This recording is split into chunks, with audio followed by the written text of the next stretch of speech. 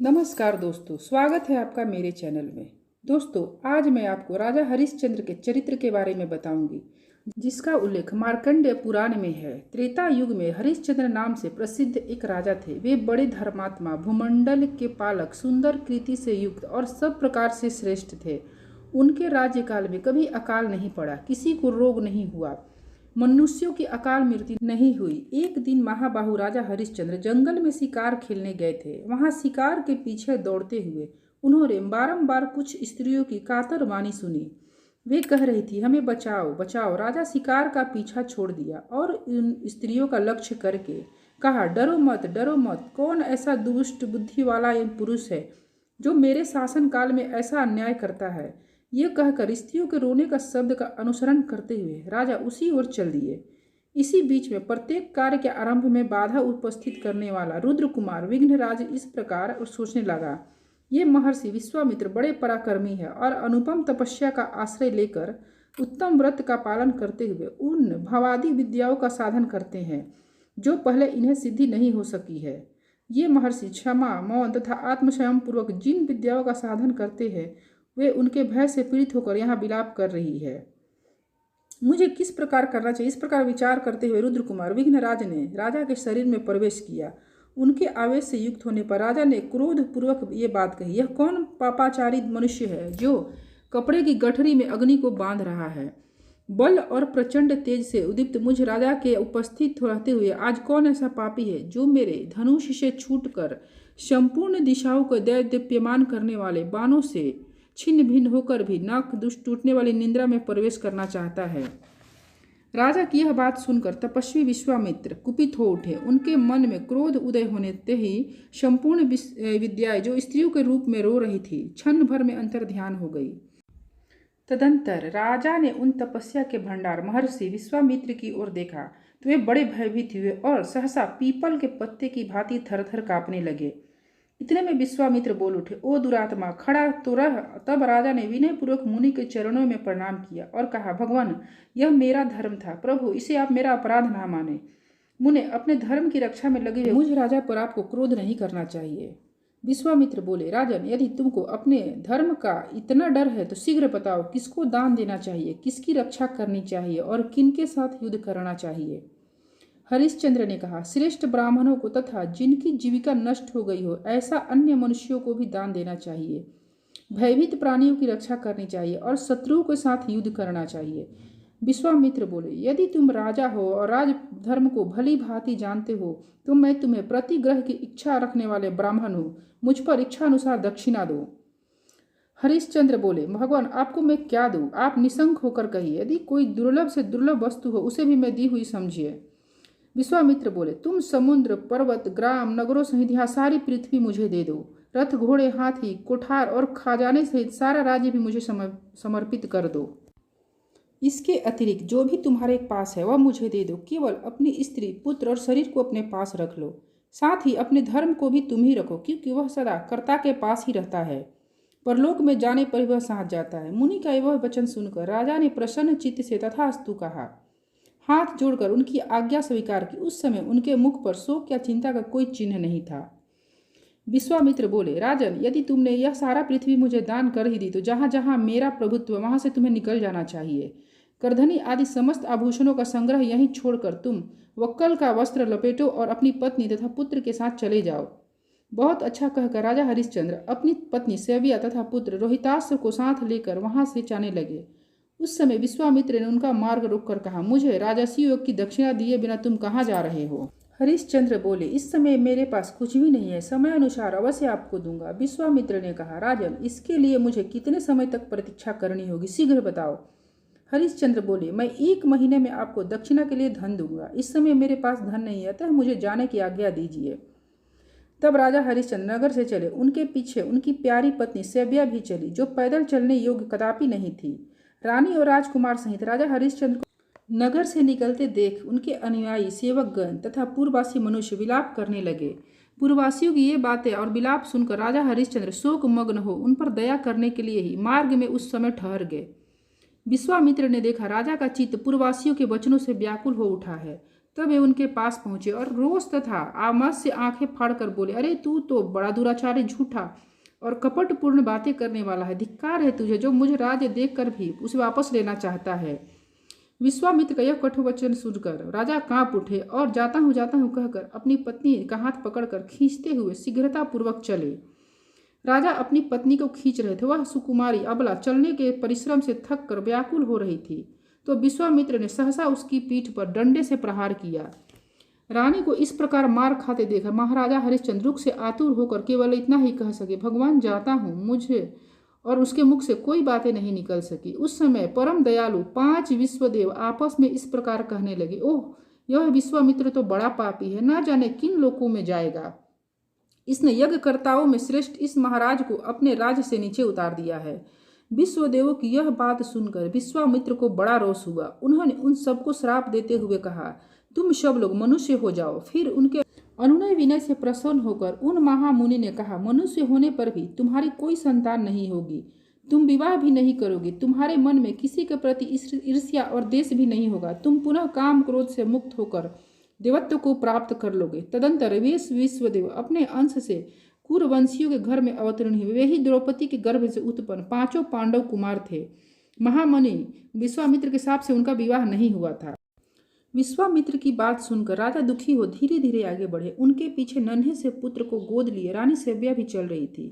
दिव्य बनारसपुरी के पास पहुंचकर राजा ने विचार किया कि यह काशी मनुष्यों के योग्य भूमि है, इस पर केवल शूलपाणि भगवान शंकर का अधिकार है, अतः मेरे राज्य से बाहर है। ऐसा निश्चय करके दुख से पीड़ित हो उन्होंने अपनी अनुकूल पत्नी के साथ पैदल ही काशी में प्रवेश किया। काशी में प्रवेश करते ही उन्हें महर्षि विश्वामित्र सामने खड़े दिखाई दिए। उन्हें उपस्थित एक राजा हरिश्चंद्र हाथ जोड़कर विनीत भाव से खड़े हो गए और बोले, मुने, यह मेरे प्राण, यह पुत्र और यह पत्नी यहाँ प्रस्तुत है। इनमें से जिसकी आपको आवश्यकता है उसे उत्तम अर्घ्य के रूप में स्वीकार कीजिए, अथवा हम लोग यदि आपकी और सेवा कर सकते हैं तो उसके लिए भी आज्ञा दीजिए। विश्वामित्र बोले, राजा, आज 1 मास पूर्ण हो गया है। यदि आपको अपनी बात का स्मरण हो तो मुझे राजस्व योग के लिए दक्षिणा दीजिए। हरिश्चंद्र ने कहा, तपोधन, अभी आज ही महीना पूरा हो रहा है, इसमें आधा दिन शेष है, इतने समय तक और प्रतीक्षा कीजिए, अब और अधिक देर नहीं होगी। विश्वामित्र बोले, महाराज ऐसा ही सही, मैं फिर आऊँगा, यदि आप मुझे दक्षिणा नहीं दोगे तो मैं तुम्हें श्राप दूंगा। यह कहकर विश्वामित्र चले गए। उस समय राजा इस चिंता में पड़े कि पहले स्वीकार की हुई दक्षिणा में इन्हें किस प्रकार दूं, क्या मैं अपने प्राण त्याग दूं। राजा हरिश्चंद्र अत्यंत व्याकुल एवं दीन होकर नीचा मुख किए। जब इस प्रकार चिंता कर रहे थे उस समय उनकी पत्नी नेत्रों से आंसू बहाते हुए गदवाणी में कहा, महाराज, चिंता छोड़िए, अपने सत्य की रक्षा कीजिए। जो मनुष्य सत्य से विचलित होता है वह शमशान की भांति त्याग देने योग्य है। नर श्रेष्ठ पुरुष के लिए अपने सत्य की रक्षा से बढ़कर कोई दूसरा धर्म नहीं है। हरिश्चंद्र बोले, कल्याणी, यह संताप छोड़ो और जो कुछ कहना चाहती उसे साफ साफ कहो। रानी ने कहा, महाराज, मुझसे पुत्र का जन्म हो चुका है। श्रेष्ठ पुरुष स्त्री संग्रह का फल पुत्र ही बतलाते हैं, यह फल आपको मिल चुका है, अतः मुझी को बेचकर ब्राह्मण दक्षिणा चुका दीजिए। महारानी का यह वचन सुनकर राजा हरिश्चंद्र मूर्छित हो गए। फिर होश में आने पर वे अत्यंत दुखी और विलाप करने लगे। कल्याणी, जब यह महान दुख की बात है जो तुम मुझसे ऐसा कह रही हो। यो कहकर नरश्रेष्ठ हरिश्चंद्र पृथ्वी पर गिर पड़े और मूर्छित हो गए। महाराज हरिश्चंद्र को पृथ्वी पर पड़ा देख रानी अत्यंत दुखी होकर बड़ी करुणा के साथ बोली, महाराज, यह किसका चीता हुआ अनिष्ट फल आपको प्राप्त हुआ है। आप तो रंतकुक नामक मृग के रोए से बने हुए कोमल एवं चिकने वस्त्र शयन करने वाले योग्य हैं, किंतु आज भूमि पर पड़े हैं। जिन्होंने करोड़ों से भी अधिक गौधन ब्राह्मणों की दान दिया, वही मेरे अपरानाथ महाराज इस समय धरती पर सो रहे हैं। इतना कहकर सुंदरी सव्या पति के दुखों से असह बोझ से पीड़ित हो स्वयं भी गिरकर मूर्छित हो गई। इसी बीच में महातपस्वी विश्वामित्र भी आ धमके। उन्होंने राजा हरिश्चंद्र को मूर्छित होकर भूमि पर पड़ा देखा, उन पर जल के छींटे डाले और इस प्रकार कहा, राजेंद्र, उठो, उदय तुम्हारी दृष्टि धर्म पर, तो मुझे पूर्वत दक्षिणा दो।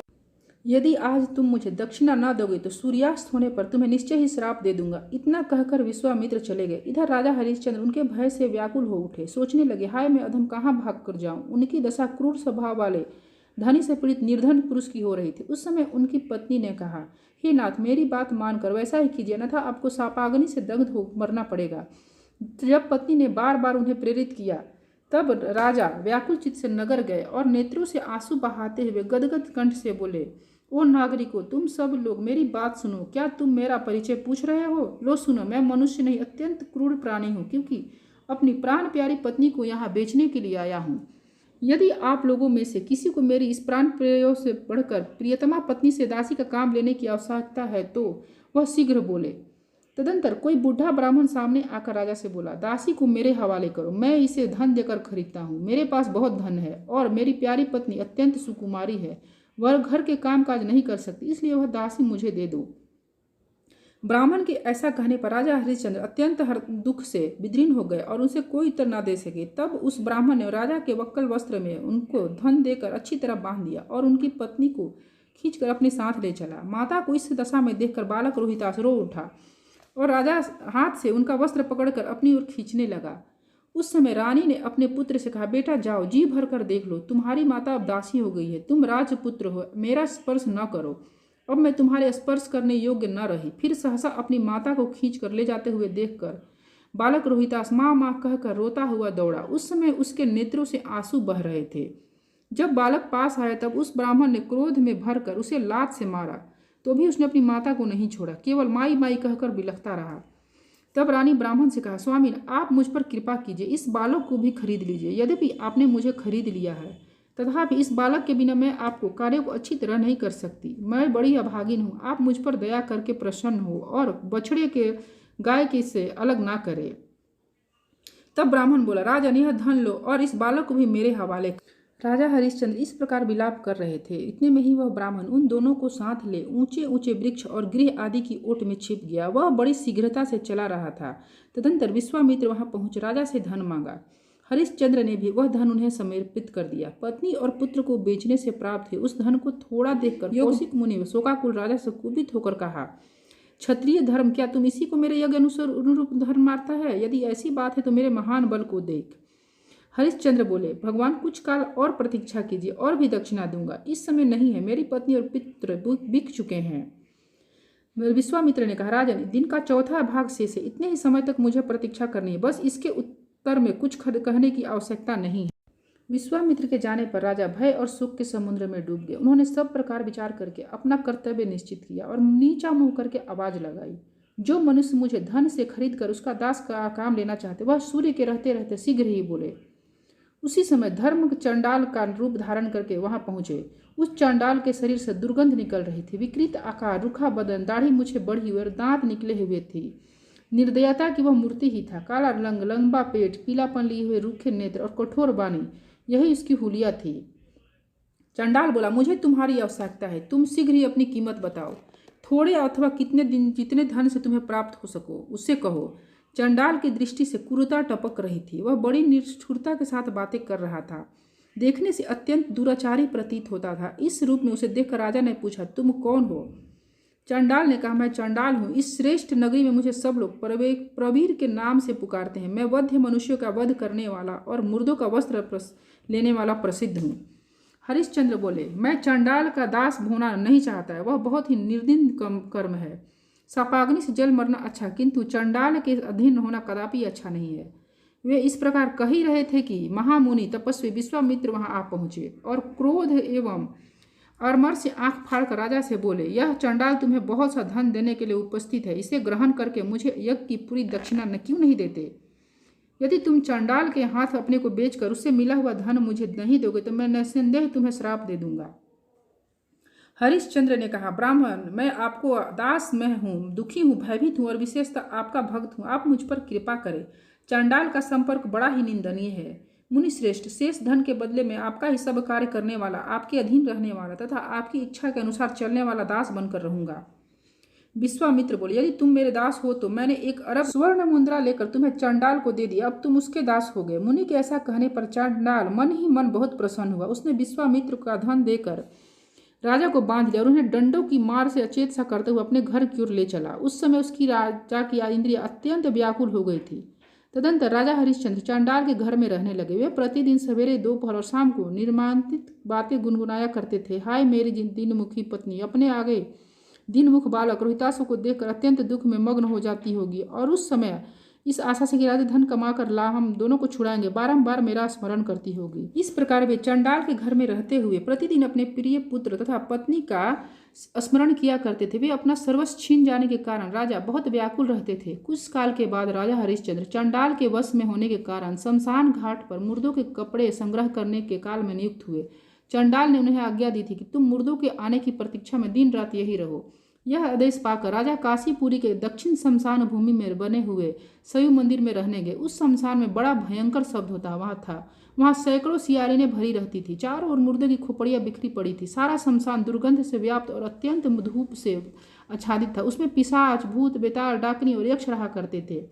गिद्धों और गिद्धड़ों से भी वह स्थान भरा रहता था। झुंड के झुंड कुत्ते उसे घेरे रहते थे।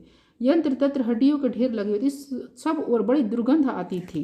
तदंतर महाराजा हरिश्चंद्र की पत्नी सेव्या सांप के काटने से मरे हुए अपने बालक को गोद में उठाए विलाप करती हुई शमशान भूमि आई। वह बार बार यही कहती थी, हा वत्स, हा वत्स, हे सुशो। उसका शरीर अत्यंत दुर्बल हो गया था। कांति मलिन पड़ गई थी। वह मन बेचैन था। सिर के बालों में धूल जम गई थी। सेव्या के विलाप का शब्द सुनकर राजा हरिश्चंद्र तुरंत उसके पास गए। उन्हें आशा थी कि वहां मुर्दे के शरीर का कफन मिलेगा। वे जोर जोर से रोते हुए अपनी पत्नी को पहचान ना सके। अधिक काल तक प्रवास में रहने के कारण वह बहुत संतप्त थी। ऐसी जान पड़ती थी मानो उसका दूसरा जन्म हुआ हो। सेव्या ने पहले उनके मस्तक को मनोहर कुशों से सुशोभित देखा था। अब उनके सिर पर जटा थी। वे सूखे हुए वृक्ष के समान जान पड़ते थे। इस अवस्था में वह भी अपने पति को पहचान ना सकी। राजा ने काले कपड़े में लिपटे हुए बालक को, जिसे सांप ने काट खाया था तथा जिसके अंगों में राजोचित चिन्ह दिखाई देते थे, देखा तो उन्हें बड़ी चिंता हुई। वे सोचने लगे, हो यह बड़े कष्ट की बात है। यह बालक किसी राजा के कुल में उत्पन्न हुआ था, किंतु दुरात्म काल ने इसे किसी और ही दशा को पहुंचा दिया है। अपनी माता की गोद में पड़े हुए इस बालक को देखकर मुझे कमल के समान नेत्रों वाला अपना पुत्र रोहितास याद आ रहा है। यदि उसे भयंकर काल ने अपना ग्रास ना बनाया होगा तो मोह मेरा लाडला भी इसी का उम्र का होगा। इतने में ही रानी विलाप करते हुए कहा, किस पाप के कारण यह अत्यंत भयंकर दुख आ पड़ा है, जिसका कभी अंत नहीं आता। हा प्राणनाथ, आप कहाँ हो? विधाता ने तूने राज्य का नाश किया, सुहृदों से बिछोह कराया और स्त्री तथा पुत्र को बिकवा दिया। अरे तूने राजश्री हरिश्चंद्र की कौन सी दुर्दशा नहीं की। रानी का यह वचन सुनकर अपने पथ से भ्रष्ट हुए राजा हरिश्चंद्र अपनी प्राण प्यारी पत्नी तथा मृत्यु के मुख में पड़े हुए अपने पुत्र को पहचान लिया। कितने कष्ट की बात! यह सेव्या इस अवस्था में और यही मेरा पुत्र है, यो कहते हुए दुख में संतप्त होकर रोते रोते मूर्छित हो गए। इस अवस्था में पहुंचे राजा को पहचान कर रानी को बड़ा दुख हुआ। वह भी मूर्छित होकर धरती पर गिर पड़ी। उसका शरीर निश्चेत हो गया। फिर थोड़ी देर बाद होश में आने पर महाराज और महारानी दोनों साथ साथ शोक करने लगे और विलाप करने लगे। आंसू बहाते हुए राजा ने बालक को उठाकर छाती से लगा लिया और मूर्छा से निश्चेत होकर धरती पर गिर पड़े। उस समय रानी इस प्रकार बोली, ये तो वही नरश्रेष्ठ जान पड़ते हैं, महाराज हरिश्चंद्र है, किंतु शमशान में कैसे आप पहुंचे? अब सेव्या पुत्र शोक को भूलकर गिरे हुए पति को देखने लगी। पति और पुत्र दोनों की चिंता से पीड़ित, विस्मित एवं दीन हुई रानी जब पति की दशा का निरीक्षण कर रही थी, उस समय उसकी दृष्टि अपने स्वामी के उस दंड पर पड़ी जो बहुत ही घृणित एवं चांडाल के धारण करने योग्य था। यह देखते ही वह बेहोश होकर गिर पड़ी। फिर धीरे धीरे जब चेत हुआ तो गदवाणी में कहने लगे, वो तूने देवताओं के समान कांतिमान इस महाराज को चंडाल की दशा में पहुंचा दिया। तूने इनके राज्य का नाश किया, सुहृदों का त्याग और स्त्री पुत्र का विक्रय कराकर भी नहीं छोड़ा, आखिर इन्हें राजा से चंडाल बना दिया। आज मैं आपके पास छत्र, झांसी, चौवर, व्यंजन कुछ भी नहीं देखती। यह विधाता की कैसा विपरीत भाव है। पूर्व काल में जिनके आगे आगे चलने पर कितने ही राजा सेवक बनकर अपनी चादरों सहित धरती पर गुहारा करते थे, वे ही महाराज अब दुख से पीड़ित है। यह कहकर रानी सेव्या महाराजा हरिश्चंद्र के कंठ से लग गई तथा कष्ट एवं सैकड़ों प्रकार के शोक से आक्रांत हो विलाप करने लगी। राजन, यह स्वप्न है या सत्य? महाभाग, आप इसे कैसा समझते हो बतलाए, मेरा मन अचेत होता जा रहा है। रानी की यह बात सुनकर महाराजा हरिश्चंद्र ने गर्म सांस ली और अपने को चंडालत्व प्राप्त होने वाली सारी कथा उसे बता दी।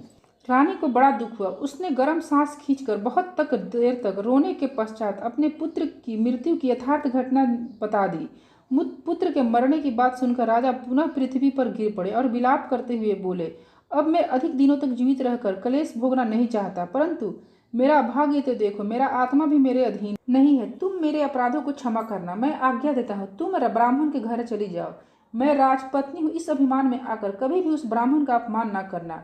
सब प्रकार के यत्न करके उसे संतुष्ट रखना, क्योंकि स्वामी देवताओं के समान होता है। रानी बोली, मुझसे भी अब दुख नहीं सहा जाता है, अतः आपके साथ मैं ही भी चिता जलाती हूँ और उसमें प्रवेश करूंगी। यह सुनकर राजा ने कहा, पतिव्रते, जैसी तुम्हारी इच्छा वैसा ही करो।